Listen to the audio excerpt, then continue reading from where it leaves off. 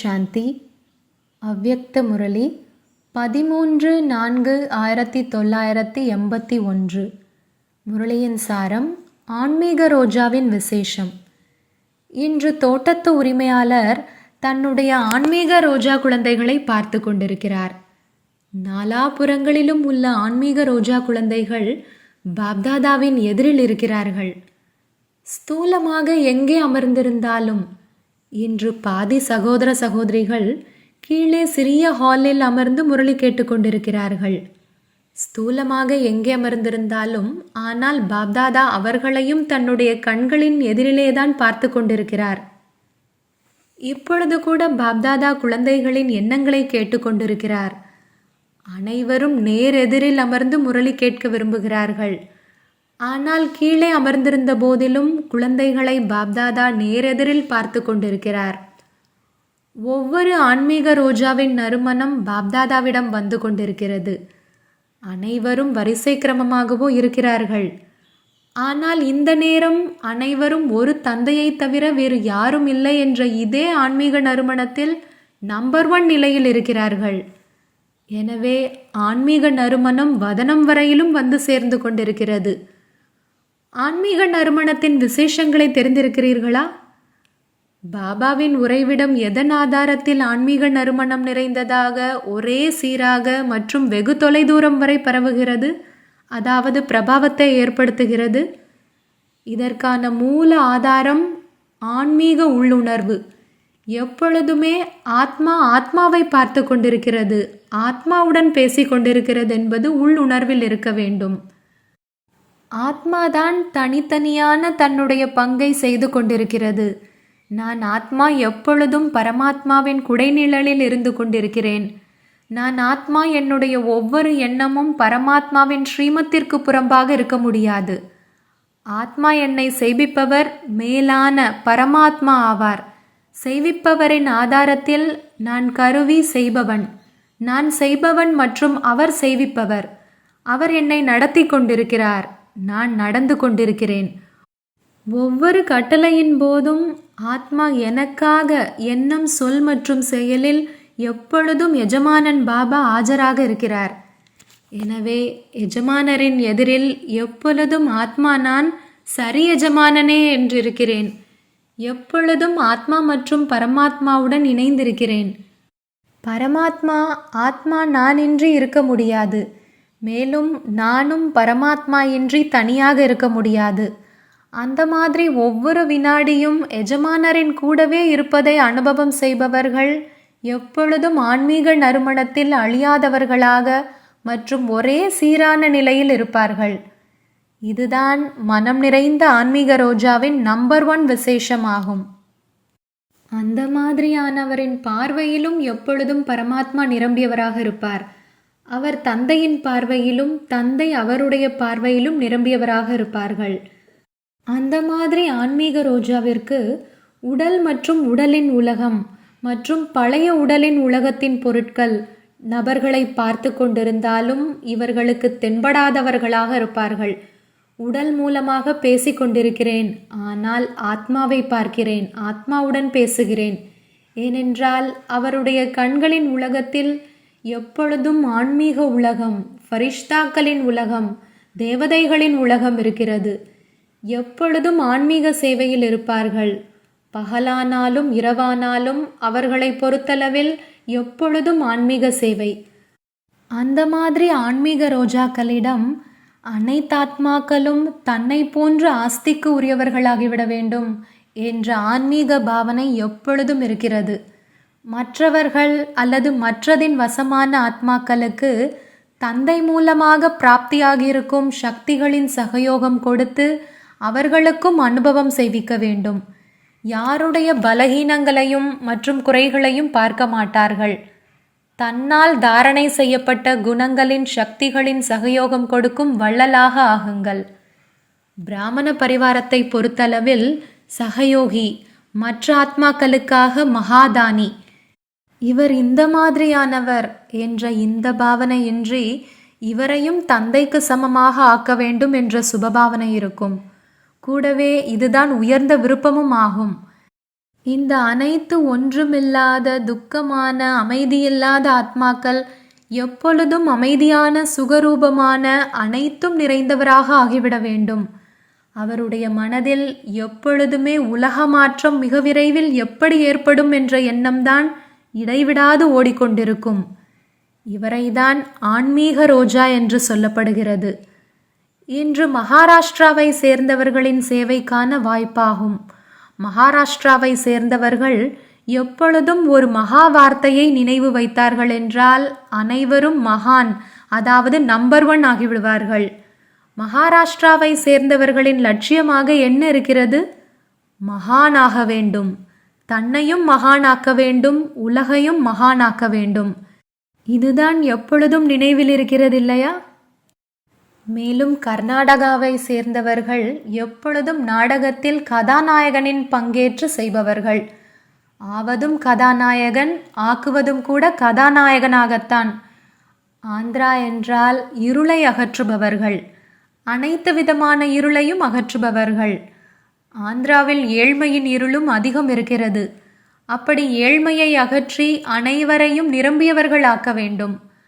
அப்படி ஆந்திராவை சேர்ந்தவர்கள் உலகில் எப்பொழுதும் செல்வம் நிறைந்ததாக ஆக்குபவர்கள். உடலின் ஏழ்மையும் இல்லை, பணம் செல்வத்தின் ஏழ்மையும் இல்லை, மற்றும் மனதின் சக்திகளின் ஏழ்மையும் இல்லை. உடல், மனம், செல்வம் 3 ஏழ்மையையும் அகற்றுபவர்கள். இந்த இருளை அகற்றி எப்பொழுதும் வெளிச்சத்தை கொண்டு வருபவர்கள். அப்படி ஆந்திராவை சேர்ந்தவர்கள் மாஸ்டர் ஞான சூரியனாகிவிட்டார்கள். மதராஸ் என்றால் எப்பொழுதும் ராசில் நடனத்தில் மூழ்கியிருப்பவர்கள். சமஸ்காரத்தை இணைக்கும் நடனம், மேலும் குஷியின் நடனமும் இருக்கிறது. மேலும் பிறகு ஸ்தூலமாகவும் நடனம் செய்பவர்கள். மத என்றால் மூழ்கியிருப்பதை கூறுவது, சந்திப்பு என்றால் பெறுவது. அப்படி பெற்றுவிட்டீர்கள் இல்லையா? இறுதியிலேயோ கண்களின் சந்திப்பு வரை சென்றடைய வேண்டும். பாப்தாதாவை பொறுத்தளவில் கீழே அமர்ந்திருப்பவர்கள் மற்றும் மேலே அமர்ந்திருப்பவர்கள் அனைவருமே முக்கியமானவர்கள், விஐபி. டீச்சர்ஸுடன் சந்திப்பு. பாப்தாதா அனைத்து பொறுப்பில் இருப்பவர்களாக ஆகியிருக்கும் சேவாதாரிகளை எந்த ரூபத்தில் பார்க்க விரும்புகிறார்? இதை தெரிந்திருக்கிறீர்களா? பாப்தாதா அனைத்து சேவாதாரிகளையும் எப்பொழுதும் தனக்கு சமமான, எப்படி தந்தை காரியம் செய்ய வேண்டும் என்ற காரணத்தினால் அவதரித்திருக்கிறார். அதேபோல் ஒவ்வொரு சேவாதாரியும் சேவைக்காக அவதரித்திருக்கும் அவதாரமாக ஆகிவிட வேண்டும். நாடக திட்டப்படி ஒரு அவதாரம் இந்த பூமியில் வருகிறார் என்றால் எவ்வளவு மாற்றம் செய்து விடுகிறார்? அவரும் ஆத்ம சக்தி உள்ளவர். மேலும் இதுவோ இந்தளவு பரமாத்ம சக்தி சொரூபமானவர்கள் நாலாபுறங்களிலும் அவதாரமாக அவதரித்து விட்டார்கள் என்றால் என்னவாகிவிடும்? சுலபமாக மாற்றமாகிவிடும். எப்படி தந்தை பிரம்மாவின் உடலை கடனாக எடுக்கிறார்? பந்தனத்தில் வருவதில்லை. எப்பொழுது விரும்புகிறாரோ வருகிறார், எப்பொழுது விரும்புகிறாரோ சென்று விடுகிறார். முற்றிலும் பந்தனமற்ற நிலை. அதேபோல் அனைத்து சேவாதாரி உடலின் சமஸ்காரங்களின் சுபாவத்தின் பந்தனங்களிலிருந்து விடுபட்டு எப்பொழுது விரும்புகிறார்களோ, எப்படி விரும்புகிறார்களோ அந்த மாதிரி சமஸ்காரத்தை கடைபிடிக்க முடிய வேண்டும். எப்படி உடலை நடத்த விரும்புகிறீர்களோ அப்படி நடத்த முடியும். எப்படி சுபாவத்தை உருவாக்க விரும்புகிறீர்களோ அப்படி உருவாக்க முடியும். என்னுடைய சுபாவமே அந்த மாதிரி, நான் என்ன செய்வது என்று அப்படி இருக்கக்கூடாது. என்னுடைய சமஸ்காரம், என்னுடைய பந்தனம் என்று அந்த மாதிரி எதுவும் இல்லை. ஆனால் எப்படி தந்தை முற்றிலும் பந்தனமற்றவராக இருக்கிறார், அதே போல் பந்தனமற்றவராக இருக்க வேண்டும். சிலர் நாமோ பிறப்பிறப்பின் சக்கரத்தின் காரணமாக உடலின் பந்தனத்தில் இருக்கிறோம் என்று நினைக்கிறார்கள். ஆனால் இது பந்தனமா என்ன? இப்பொழுதோ உடல் உங்களுடையதே இல்லை, பின்பு உங்களுடைய பந்தனம் என்று எங்கிருந்து வர முடியும்? எப்பொழுது உடலில் இருந்து கொண்டே இறந்தவராகிவிட்டார் என்றால் உடல் யாருடையதாக ஆனது? உடல், மனம், பணம் 3ஐயும் அர்ப்பணம் செய்திருக்கிறீர்களா? அல்லது 2ஐ மட்டும்தான் அர்ப்பணம் செய்திருக்கிறீர்கள், ஒன்றை செய்யவில்லையா?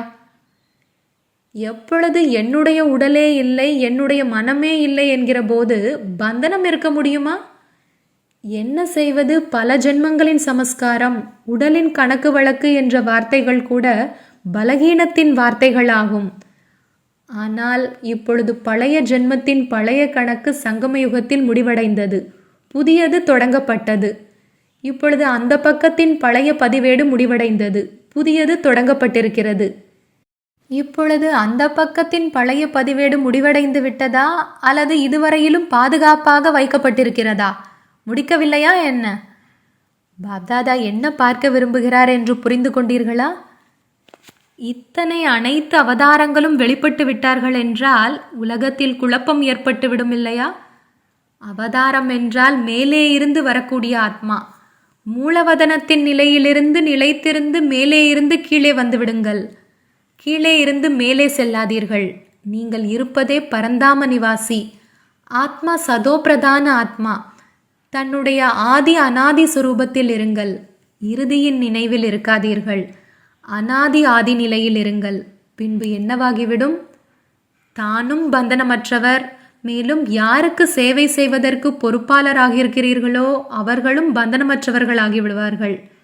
இல்லையென்றால் அவர்களும் ஏதாவது பந்தனத்தில் கட்டுப்பட்டு விடுகிறார்கள். சுயம் தன்னை அவதரித்திருக்கும் ஆத்மா என்று புரிந்து காரியம் செய்யுங்கள். பின்பு மற்றவர்களும் உங்களை பின்பற்றி நடப்பார்கள்.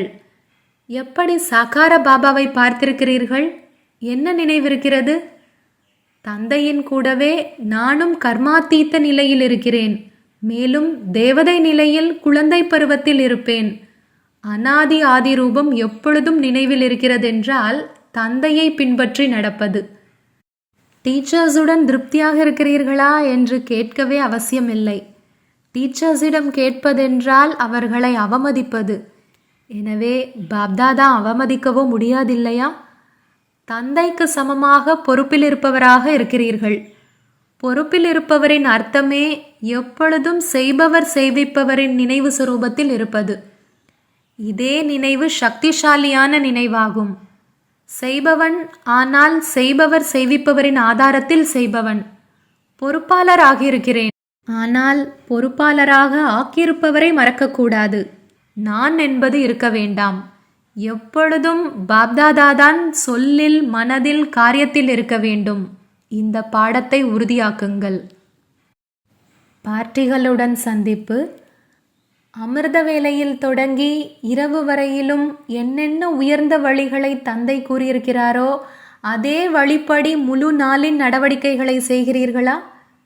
எழுவது எப்படி, நடப்பது எப்படி, உணவருந்துவது எப்படி, காரிய விவகாரத்தை எப்படி செய்ய வேண்டும், இந்த அனைத்திற்குமாக உயர்ந்த வழி கிடைத்திருக்கிறது. அந்த உயர்ந்த வழிப்படி ஒவ்வொரு காரியமும் செய்கிறீர்களா? ஒவ்வொரு காரியத்தையும் செய்து கொண்டே தன்னுடைய மனநிலை உயர்ந்ததாக இருப்பதற்காக எந்த ஒரு வார்த்தையை எப்பொழுதும் நினைவில் வைக்க வேண்டும்? ட்ரஸ்டி. ஒருவேளை காரியம் செய்து கொண்டிருக்கும் போது நான் ஒரு ட்ரஸ்டி என்ற நினைவிருக்கிறதென்றால் மனநிலை உயர்ந்ததாக ஆகிவிடும். ஏனென்றால் ட்ரஸ்டியாகி நடந்து கொள்வதினால் முழு சுமையும் தந்தை மேல் வந்துவிடுகிறது. நீங்கள் எப்பொழுதும் டபுள் லைட், சுமையற்றவராக ஆகிவிடுகிறீர்கள். டபுள் லைட்டாக இருக்கும் காரணத்தினால் மிக உயரமாக தாண்டுதல் செய்ய முடியும். ஒருவேளை குடும்பஸ்தன் என்று நினைத்தீர்கள் என்றால் வால் வந்துவிடுகிறது. முழு சுமையும் உங்கள் மேல் வந்துவிடுகிறது. சுமையுள்ளவர் உயரம் தாண்டுதல் செய்ய முடியாது. இன்னும் அதிகமாக மூச்சு வாங்கிக் கொண்டே இருப்பார். ட்ரஸ்டி என்று புரிந்து கொள்வதினால் மனநிலை எப்பொழுதும் உயர்ந்ததாக இருக்கும். எனவே எப்பொழுதும் ட்ரஸ்டியாகி இருக்க வேண்டும் என்ற உயர்ந்த வழியை நினைவில் வையுங்கள். பாப்தாதா மூலமாக அனைத்து குழந்தைகளுக்கும் நம்பர் 1 ஸ்ரீமத்தாக என்ன கிடைத்திருக்கிறது? நம்பர் 1 ஸ்ரீமத் தன்னை ஆத்மா என்று புரிந்து கொள்ளுங்கள், மேலும் ஆத்மா என்று புரிந்து தந்தையை நினைவு செய்யுங்கள் என்பதாகும். ஆத்மா என்று புரிந்து கொள்வதினால் மட்டும் கூட தந்தையின் சக்தி கிடைக்காது. நினைவு நிலைத்திருக்காததற்கான காரணமே ஆத்மா என்று புரிந்து தந்தையை நினைவு செய்வதில்லை. ஆத்மாவிற்கு பதிலாக தன்னை சாதாரண உடலில் இருப்பவர் என்று நினைவு செய்கிறீர்கள். எனவே நினைவு நிலைத்திருப்பதில்லை. பொதுவாகவே எப்பொழுது 2 பொருட்களை இணைக்கிறார்கள் என்றால் முதலில் அவை இரண்டையும் சமமானதாக ஆக்குவார்கள். அதே போலவே ஆத்மா என்று புரிந்து நினைவு செய்தீர்கள் என்றால் நினைவு சுலபமாகிவிடும். ஏனென்றால் சமமாக ஆகிவிட்டதில்லையா? இந்த முதல் ஸ்ரீமத்தையே நடைமுறையில் எப்பொழுதும் கொண்டு வந்து கொண்டே இருங்கள். இதுதான் முக்கியமான அஸ்திவாரம். ஒருவேளை அஸ்திவாரம் பலகீனமாக இருக்கிறதென்றால் முன்னேறும் கலை இருக்க முடியாது. இந்த நேரம் முன்னேறும் கலையில் அடுத்த நேரம் கீழே வந்து விடுவார். ஓட்டு வீட்டிற்கு கூட ஒருவேளை அஸ்திவாரம் உறுதியாக இல்லை என்றால் கட்டிய வீடு இடிந்து விழுந்து விடும். அதே போலவே ஒருவேளை அஸ்திவாரம் உறுதியாக இல்லை என்றால் மாயா கீழே விழ வைத்துவிடும். எனவே அஸ்திவாரத்தை எப்பொழுதும் உறுதியானதாக ஆக்குங்கள். சுலபமான விஷயத்தின் மீது அடிக்கடி கவனம் இருக்க வேண்டும். ஒருவேளை கவனம் கொடுக்கவில்லை என்றால் சுலபமான விஷயமும் கடினமாகிவிடும். எப்பொழுதும் நானேதான் ஒவ்வொரு கல்பத்திலும் அதிகாரி ஆத்மாவாக இருக்கிறேன், நானேதான் இருந்தேன், நானேதான் இருக்கிறேன், மேலும் நானேதான் ஒவ்வொரு கல்பத்திலும் இருப்பேன் என்ற இந்த போதை இருக்கிறதா? சென்ற கல்பத்தின் காட்சிகள் நினைவில் அந்த மாதிரி தெளிவாக வருகிறதா? இன்று பிராமணனாக இருக்கிறேன், நாளை தேவதையாவேன், நானேதான் தேவதையாக இருந்தேன் என்ற இந்த போதை இருக்கிறதா? நான் தான் அது, அதுதான் நான் என்ற இந்த மந்திரம் எப்பொழுதும் நினைவில் இருக்கிறதா? இந்த ஒரு போதையிலேயே இருந்தீர்கள் என்றால் எப்படி போதையில் அனைத்து விஷயங்களும் மறந்து விடுகிறது? உலகமே மறந்து விடுகிறது. அதேபோல் இந்த போதையில் இருப்பதினால் இந்த பழைய உலகமே சுலபமாக மறந்துவிடும். அந்த மாதிரி தன்னுடைய நிலையை அனுபவம் செய்கிறீர்களா? எனவே இன்று நான் பிராமணன், நாளை தேவதையாவேன் என்ற இந்த போதை எவ்வளவு நேரம் இருந்தது என்று எப்பொழுதும் சோதனை செய்யுங்கள். எப்பொழுது காரிய விவகாரத்தில் செல்கிறீர்கள் என்றாலும் இந்த போதை நிலைத்திருக்கிறதா அல்லது லேசாகி விடுகிறதா? யார் எப்படி இருப்பாரோ அவருக்கு அந்த நினைவிருக்கும். எப்படி ஜனாதிபதி இருக்கிறார் என்றால் அவர் எந்த காரியத்தை செய்து கொண்டிருந்தாலும் நான் ஜனாதிபதி என்பதை மறப்பதில்லை. எனவே நீங்களும் எப்பொழுதும் உங்களுடைய பதவியை நினைவில் வையுங்கள். இதனால் எப்பொழுதும் குஷி இருக்கும், போதை இருக்கும். எப்பொழுதும் இந்த போதை ஏறி இருக்க வேண்டும். நானேதான் தேவதையாவேன். இப்பொழுது கூட பிராமணன் உச்சங்குடும்பி நிலையில் இருக்கிறேன். பிராமணனோ தேவதைகளையும் விட உயர்ந்தவன். இந்த போதையை மாயா எவ்வளவுதான் முறிக்க முயற்சி செய்தாலும் முறிக்க முடியாது. மாயா எப்பொழுது வருகிறதென்றால் எப்பொழுது அவரை தனிமையாக்கி விடுகிறதோ அப்பொழுது வருகிறது. தந்தையிடமிருந்து பறித்து விடுகிறது. கொள்ளையடிப்பவர்கள் கூட தனிமையாக்கி பிறகு தாக்குவார்கள் இல்லையா? எனவே எப்பொழுதும் இணைந்தவராக இருங்கள். ஒரு பொழுதும் தனிமையாக ஆகக்கூடாது. நான் மற்றும் என்னுடைய பாபா என்ற இந்த நினைவில் இணைந்திருங்கள். அனைவரும் தன்னை மகான் பாக்யசாலி என்று நினைக்கிறீர்கள் தான் இல்லையா? பாருங்கள், வரதான பூமியில் வரதானங்களினால் பையை நிரப்புவதற்காக வந்து சேர்ந்து விட்டீர்கள் என்றால் இது எவ்வளவு பெரிய பாக்கியம்! அந்த மாதிரி பாக்கியம் உலகத்தில் எத்தனை ஆத்மாக்களுக்கு இருக்கிறது? கோடியில் சிலருக்கு, அந்த சிலரிலும் சிலருக்கு. எனவே இதுவரை கோடியிலும் சிலர், மேலும் சிலரிலும் சில ஆத்மா என்று கேட்டே வந்தோம், வர்ணனையும் செய்து வந்தோம். அது நானேதான் என்ற இந்த குஷியை எப்பொழுதும் வையுங்கள். எவ்வளவு குஷி இருக்கிறது!